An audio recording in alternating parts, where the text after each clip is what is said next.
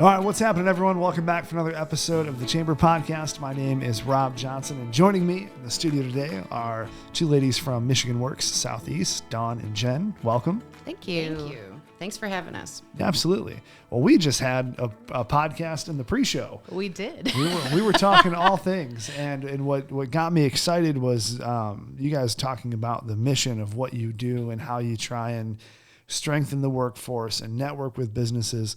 And one of the things that you had said, Jen, is that you guys are the best kept secret. And my mission today is to let that secret out more people understand what it is you both do. Perfect. So for the folks at home, let's take 30 seconds apiece, kind of give me a rundown, your title, day-to-day, what y'all do, and then we'll get into some finer points. Okay, so my name's Jen Hoffmeyer, and I am primarily the youth career advisor. I also help special populations. So my mission every day when I come to work is to help people ages 17 to 24 to find a self-sustaining career path that they like. Love it. Perfect. And I'm Dawn Awrey, and I'm the service center manager, and my job is to support my team that go out and try to help people find those careers that they're going to love. I always tell people, if you're going to spend 8 to 10 hours a day at a job, you want to like it, at least like it. Hopefully love it. Yeah. And so the team that works with me, their job is to work with folks when they come in, wherever they are, if they have zero education or if they have a master's degree, to figure out what's their next step in employment, what can we do to support that and help them find the job that they want. Yeah, I love it. So let's start at 30,000 feet and let's start diving down a little bit deeper. So what is Michigan Works and what is it not? Oh, this is my favorite question. Yeah. What are we not, Dawn? Oh, what are we not? We are not the unemployment agency, and we are not the welfare agency.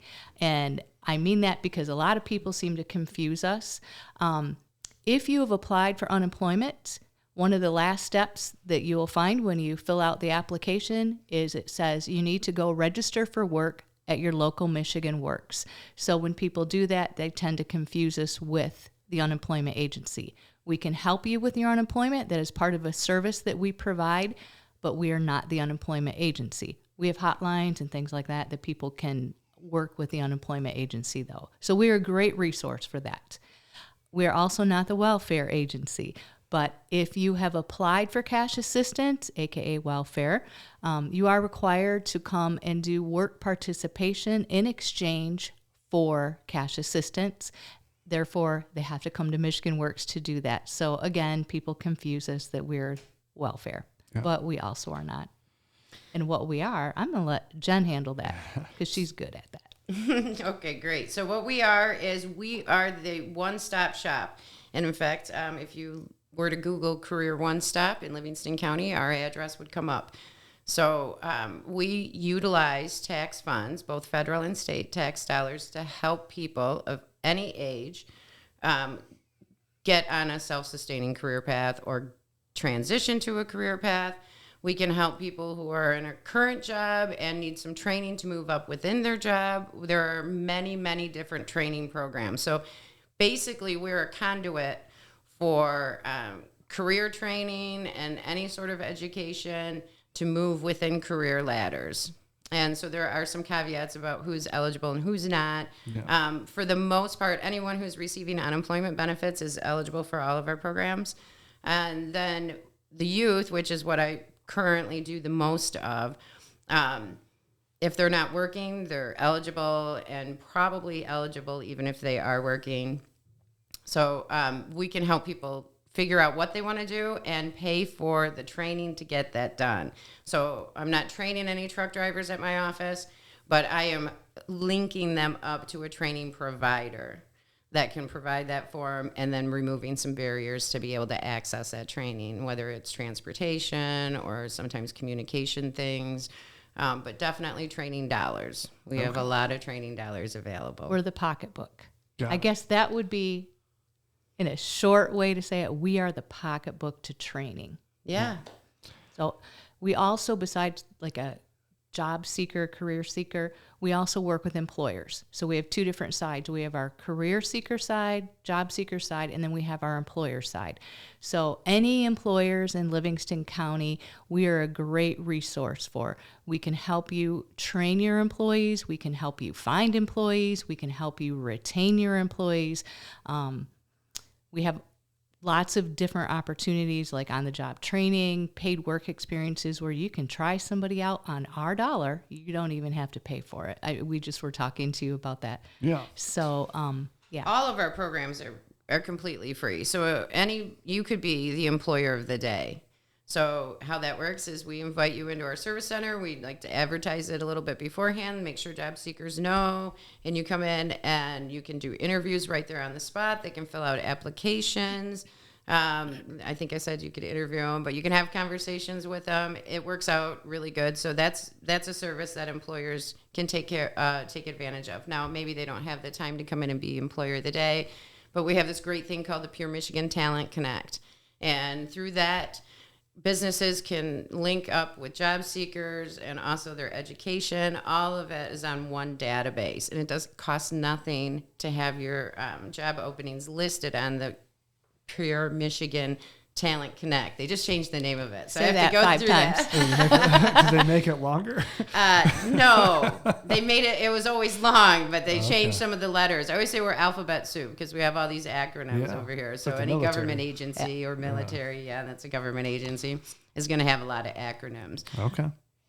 So what do you think is the biggest blockade right now for you guys completing your mission successfully? What would be helpful for you guys to be more effective?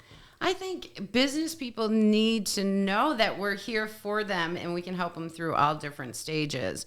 A lot of people do not know that they can put job postings for free, for instance, on our talent bank.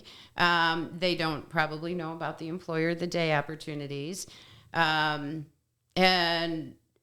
Training I would dollars. guess that they don't know much about the training dollars. Yeah. Going Pro has gotten a lot of attention lately, as it should be, because it's a great grant opportunity. And we help everybody fill out the paperwork. So, I think sometimes it's a little daunting to think about asking the government for money because they're going to have a lot of confusing paperwork, which is true. But we have a specialized team. Our business services department helps people fill out that application.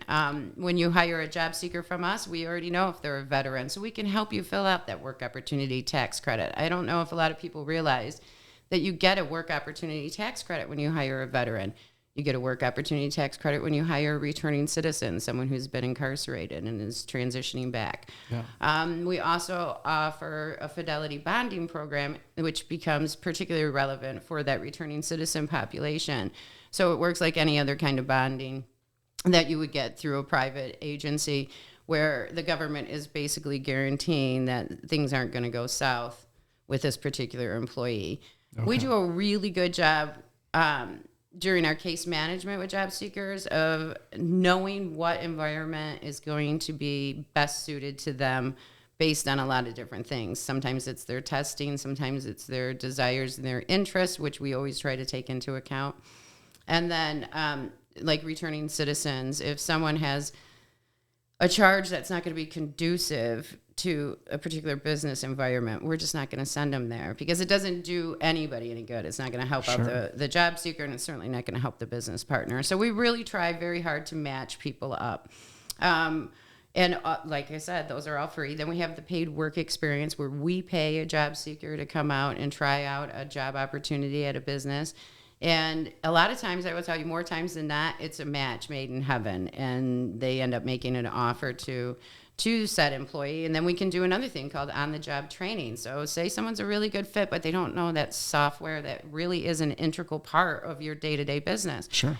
Well, we have a grant program where we can offset up to half of their wages during that time that they're learning how to do that software program. If there's any costs incurred for that software and that training, we can also provide that. Now, do you guys have any retention data on people that you've been able to match with employers and their longevity in those particular positions? Yes, actually, we have tons of that kind of information. And if anyone wants to go to our website, which is www.mwse.org, And there's a talent dashboard at the bottom, and they update it continuously. And so it'll tell you the most recent statistics available. Okay. What, you didn't have that in the top of your head? Yeah. That's what I was waiting for. I was waiting for the No. numbers.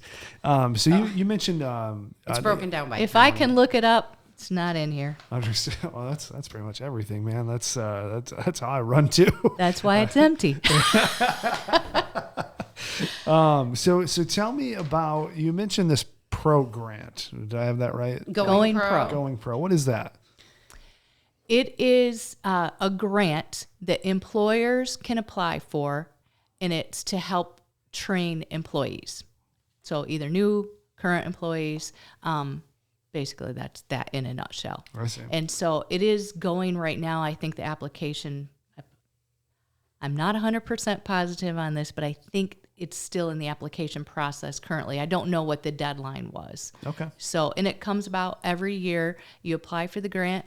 And like Jen said, we will help facilitate applying for the grant because with that government paperwork, sometimes it takes a bit. Oh, yeah. But a lot of the employers in Livingston County have gotten it year after year. It is a phenomenal grant to help employers train employees. That's cool. So a lot of times, specifically in manufacturing, there can be a software update or a piece of equipment that makes the facility run better, but it's brand new. So all these employees got to learn it. And so the Going Pro grant can help offset those costs for employers. Okay. That's cool. Like I say, we are at the pocketbook. No, that makes a lot of sense. And I think business owners would be, and we talked about this in the pre-show, it's just there are so many resources out there for small to mid-level businesses, especially ones that are just getting started. It's difficult to know exactly where to start and exactly where to go. And I think as a whole, just there needs to be one centralized information hub in Livingston County specifically that can provide all of that. And that's something that I know I'm going to be definitely working on next year because it's really important to me. But for Michigan Works and what you guys do on the talent side, I think that's really important for businesses to be aware of as well, because there's probably a lot of untapped gems in your guys' roster that you can match with businesses and they can have some success with. Exactly. Yep. So anytime a business, really, honestly, I think any business in our county can benefit from establishing a relationship with Michigan Works Southeast, just so you can find out what it is that we do, and you can have a folder that has the slicks so that you understand what's happening, and you can call someone later, whether it's a couple months down the road or whether it's right now. What can you help me with? And we are actually a really good resource. So if we don't know and we can't provide it, we'll find out and get you to it. So we're really good at linking both job seekers and businesses with the resources that are available in the county. I love it. So what other programs, what other things should business owners and even people in the employment market be aware of? Oh, that everything is free. Everything at Michigan Works is free. It's not going to cost you anything. So the resume help, the looking for employees, the interviewing, the talent tours, that can be a really great way, especially to get young people excited. So Michigan has been having a problem with what they call the talent drain. And so kids graduate from high school and they go away, whether they're going off to college or they're just seeking career opportunities in other places. And so I think a good thing to do would be for businesses to highlight, why should you come work for me? What do we got to offer? What's interesting about this? And I really, honestly, I got to tell you that I would love to have, I would like some career videos made. Now everybody has career videos and it's all sketched out, but I'm talking like a TikTok, like a 3 minute, the funnest part of your job, because people don't always realize it. And a lot of times what only gets talked about are the headline grabbing portions of an industry. For instance, law enforcement's having a heck of a time right now recruiting. Yeah. But people don't know everything that they do, and they just see a snapshot in the news or whatever. And so when you can get people into a business and they can familiarize and they can find out what they're doing, it becomes, more interesting for them. So I think most people should take advantage of our paid work experience, where we can place a young person. Generally speaking, our paid work experience happens to be with the younger population, the under 24. And that's just because they're the ones who are still looking and searching for things. But we get opportunities all the time where people want to transition out of a career or their industry closed or their job closed. Yeah. And they're looking for something different. And so, but that paid work experience is great because it doesn't cost you anything except a little bit of time, and the word really spreads. I mean, I remember once when I started out in business, and they said, a happy customer tells one person, but an unhappy customer tells everybody. Yeah. Yeah, absolutely. And so, sometimes it can be a matter of doing, it's a type of marketing that you don't have to put a budget line to. Yeah, it's same thing. You read the YouTube comments, you only look at the negative ones. You have Right. 1,000 positive ones, and one person says you suck. You focus And on you're that like, guy. oh, Yeah, gotta work on that. yeah, just block them, move on. Well, and I'm going to jump off of that. Jen mentioned about the talent pipeline. So whatever employers do today, I know they need what their needs are today, but we also have to think towards that future. So when you do things today with these younger people, you're feeding that talent pipeline for the future, because you don't want to kill your business in the future because we didn't do what we needed to do today to get people interested in that field. Yeah. And that's interesting because there's a lot of responsibility to bear all across the marketplace, whether it's high schools and colleges and, workforce environments and training facilities. And there's a lot of responsibility to bear across all those institutions. Oh, we'll call them. absolutely. And the efficacy of them, at least to me, is usually somewhat suspect because it's especially on the college side. But Well, they're also in the business to make money. I guess I shouldn't say that, but no, it's true. They are even saying the quiet part out loud now as well. So as a matter of fact, I had a sit down meeting with a dean of admissions recently, and we talked about that very thing as to why is college tuition 3 times the rate of inflation.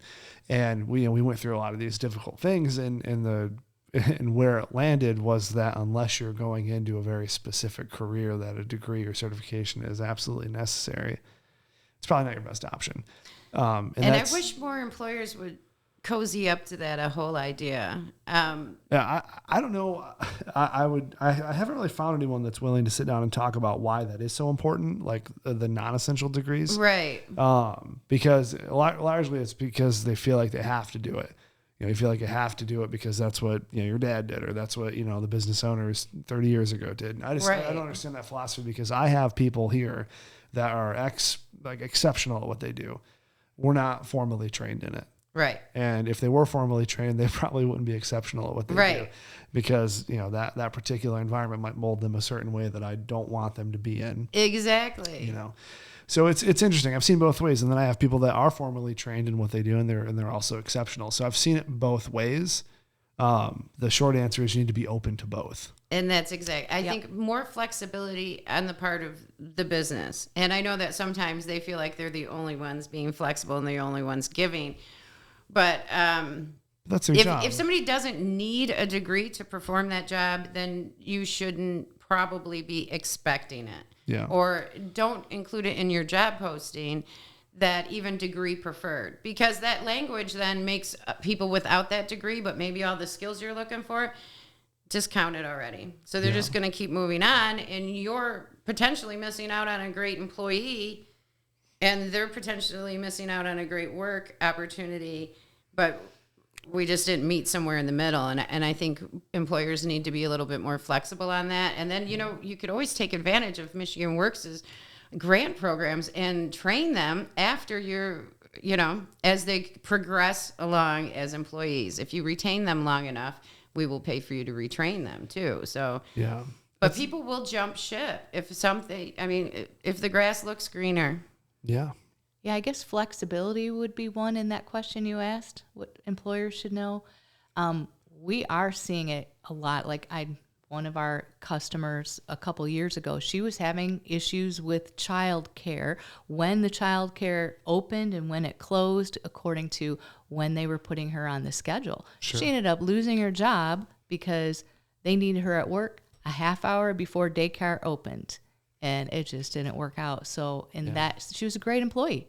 They loved her, but it didn't fit, and they were very tight on their start and end times. And Yeah, and that's hard. It is hard because certain businesses have to operate on a certain schedule, and that does suck. And we have to be open 8 to 5. Right. Can't help it. Yeah. That's what we're mandated to do. That's when people are going to come in. But Sure. there are other things that you can be flexible on. Absolutely. So Yeah. look for the flexibility in the things that to offset the things that you can't. Yeah. And it is a sign of the times right now where employees have the most leverage over the employers. And I think that's going to be the case for some time. Yeah. And I prefer a world where it's pretty balanced on both ends. It's a 50-50 relationship, but right now I am actually okay with the employees having a little more power because I think the business owners need to do a much better job of leading. And you had mentioned something too. I can't remember exactly what it is you said, but business owners being not as willing to work with their employees or to serve them. And what I always tell people is if you're going to own a business and you're going to be a leader and serving people isn't the first thing on your list of leadership philosophies, don't do it. Right. Because it's not for you. Exactly. Everyone will not they will not enjoy working for you. Right. And if somebody doesn't like working for you, it is only going to be offset by the amount you're paying them. So you might be like, well, we're difficult to work for, but we pay the highest wages. But they're not going to do that forever. Everyone thinks in their mind it's sustainable, but it's not. Because if you absolutely hate going to work, there's going to come a day where you're just not going to do it. You will find a different place that pays a comparable amount of money that you hate less. Yeah. The Federal Reserve did a study, I think it was in 2016, and the numbers are only worse for employers now, 6 years later. But basically, they detailed the cost to replace employees at every wage level. And the more you're paying someone, the more you're going to be paying when they leave. Yep. Because the cost to replace is so high. And that is one of those figures that really aren't factored into what I'm paying somebody. Yeah. People always forget about that retainment. So it is much more cost effective for any business, no matter what you're doing, to retain the employees you have than to go out and replace them. Yeah. And it can be difficult, especially for large employers. And I understand, you might not be able to have that flexibility in shifts, but maybe you do, and you just haven't been able to uncover how you have that flexibility. And that's some of the things that we can, our business services team can help you figure out. Is there a place where you can build in some of that flexibility? Yeah. And then we also have this thing called the Business Resource Network, which is really great. And employers, join it, and they do pay to belong to that particular program. But it's because collectively, then you're going to have a success coach that comes every week, at least weekly, to your place of business to help your employees overcome any barriers for them keeping that job. Yeah. No, I love it. There's something I tell people quite a bit. It's called the new girlfriend dilemma. And so if you ever meet a guy who's single and incredibly busy, he has no time to go hang out with his friends, no time to do anything. The funny thing is, the second he finds a new girlfriend, he's got all of this time in the world for her. And he's finding areas that he can make time. And for business owners, it's very much the same thing. If you want to accomplish something, you will make the time for it. If you don't, you won't. And that's all there is to it. Yeah. And people are the same way. And so if it's a hassle and they don't feel appreciated and they hate going to work, they're going to find someone else to work somewhere else, especially right now in this market. Yeah. I think I mentioned to you that there's 2.5 job openings currently in Michigan for every able-bodied adult. So that's a lot of choices. And so if everything is really strict, you got to think that there are places that were traditionally the low end of the pay scale, like the fast food restaurants. I mentioned the King, but Burger King isn't the only one who does it. I always think, when you said that, you keep saying the King. I always think Elvis just opened like a chain. Well, it's because it grabs people's attention, right? So you're like, wait a minute, who's the King? And then when I say Burger King, they're like, wait a minute, he's paying that much? Yeah. So he's got all that gold. Yeah, their wages have gone up, and they've figured out a business model now where they start paying people half of their wages the very next day. Yeah. So especially when you're talking about folks who you don't need a lot of training to get into those positions, those are usually the people with the least amount of expendable income, with the least amount of wiggle room. Yeah. And as much as they might want to show up and be on time, but if you don't know who's going to watch your kids, or you don't know what you're making your family for dinner because you don't have, It's either tires for the truck to get to work or food for your kids. There's got to be something, they're going to quit and go to the king. They don't even offer benefits. So, I mean, there's a lot of things that good manufacturing positions or good construction positions offer that Burger King doesn't, but Burger King is still managing to pull in employees at a faster rate than some of these others. So maybe, we need to, again, go back to that flexibility. Yeah. And I know that everyone can't hire staff to just be the success coach and figure out that flexibility thing. But that's when you can partner with Michigan Works Southeast, and we can certainly help you figure out those solutions that are good for both the business and, in turn, the job seeker. Because when everybody's happy, everyone's making more money, everything's going good. Yeah. And sometimes it's just simple things. Like we have a customer that her car broke down, and she was trying to take the Let's bus, and then her shift changed, and she couldn't find rides. And we're like, okay, we coached her through. Find the HR person, talk to the HR person, explain your situation. We will help you get a new car. And we had another program. I shouldn't even say this where anybody can hear it, but we were able to buy a car. Yeah. So we have a grant that if somebody's employed and that's their need, we can sometimes purchase vehicles. We got her a new car, now she's going again. So sometimes it's a solution like that. Hey, just yeah. And I think too, them. just from an employer perspective, is I have a team under me. Like I much more appreciate an employee that gets out ahead of things and says, hey, Rob, I'm having really hard times right now. Here's what I'm looking at for the next month, rather than not telling me and then telling me as it's happening, because then it looks more like an excuse and really piss poor planning, more so than like getting ahead of it. So as far ahead as you can say, hey, and you might find an employer who's willing to help you through those issues. That's what they should do, in my opinion. If you are having problems or financial troubles, I think more of a community perspective on that than probably most. But I love that. But I think it's important, because when I need my team to step in and help me, they do it. Right. I should also have the same motivation for them. And respect. Right? I think it does. It boils down to that. I think probably a big key in that is to make the culture and the environment of your business where that's a safe thing. But I would venture a guess that a lot of employers aren't willing to provide that kind of space, and I think or can't. Well, I think you it's can, an I think you can embarrassing provide thing, the space for a conversation. You don't have to have the cash flow to do it. But have the space to have the conversation. You don't have to. Exactly. I'm not talking about money here. I'm talking about at least sitting down and having an environment where it's okay to talk about things like that. You know what I mean? I'm thinking money. I'm like, they might not be able to. And that too, though, but if they can. It's right. The but if you're willing first. to have that conversation, then you would probably know, well, we don't have it in our budget to do that, or maybe you do, and but it's I might part know of an 3 employee people assistance, that but can you help might do know, right. You might be able to say, you know what? Michigan Works Southeast might be able to help us get you those tires so that it's not an issue, and you don't have to worry about how you're going to get to work, or to make some of those things stretch without having, But an employee assistance program, I don't know if everybody has one, but everyone should. Right. On some level where you can, at least give out the community resource card, or, know enough to tell them to call 211 or reach out to us. I think it's those social safety nets that are really helpful. The other thing, that employers really are dealing with a lot right now is addiction costs employers a lot of money. You want to talk about overturn.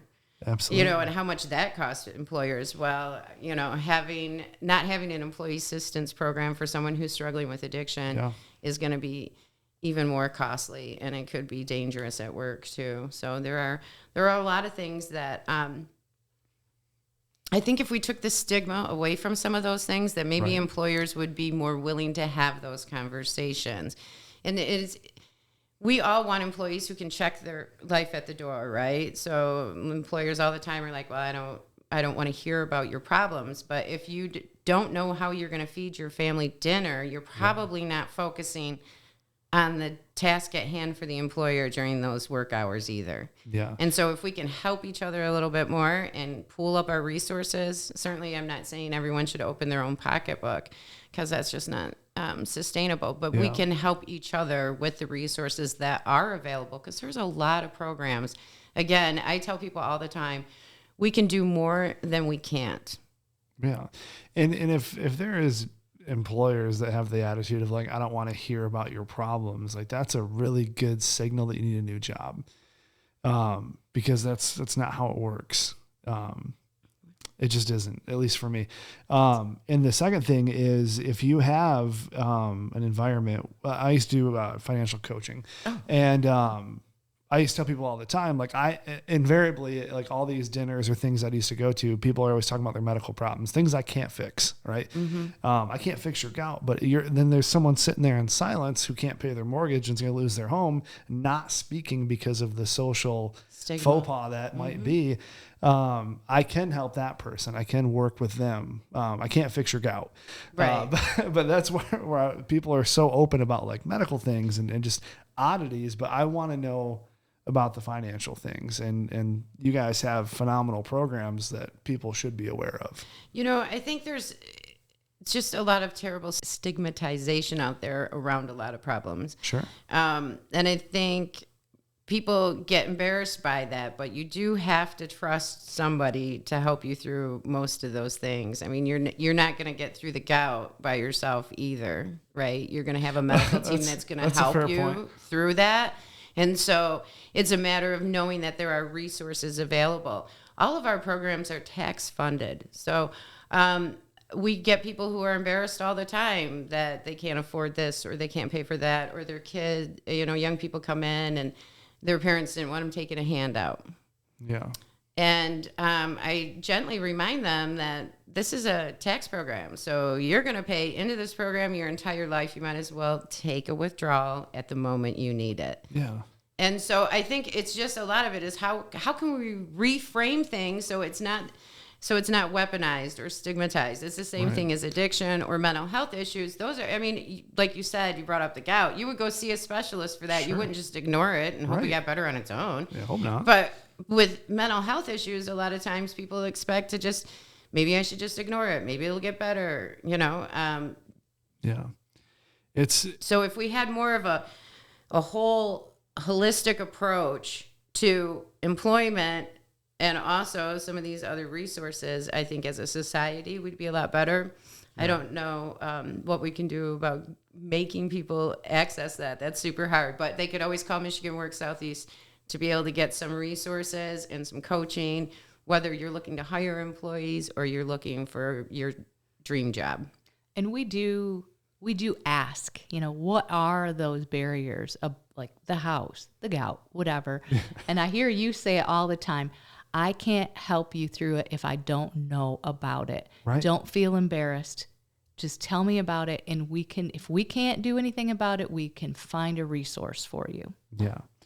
And that's, and breaking down those stigmas is so important. I had at one point, I was living off of a credit card, zero money, negative money. I was taking money out of my credit card to pay my credit card payment. Yeah. Awful things you should never and it becomes this round rabbit. Do. Right.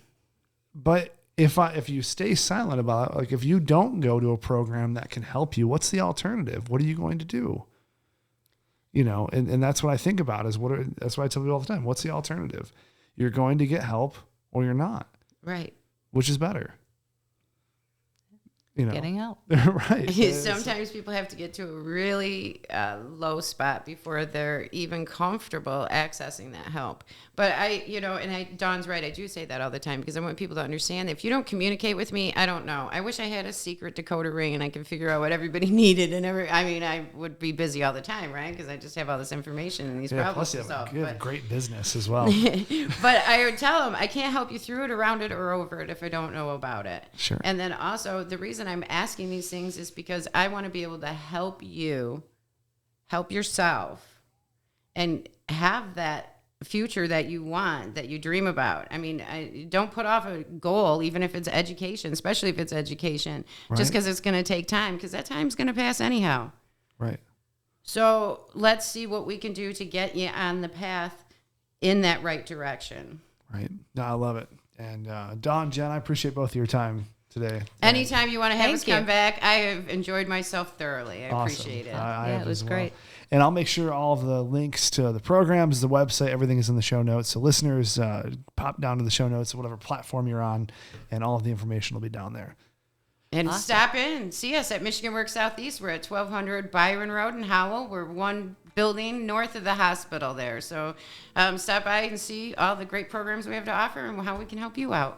All right. Appreciate you both. Thank you. Thank Thanks you. so much. All right, everyone. That's going to wrap up this week's edition of the Chamber Podcast. I appreciate you all watching, listening. We will catch you on another episode next week. Take care.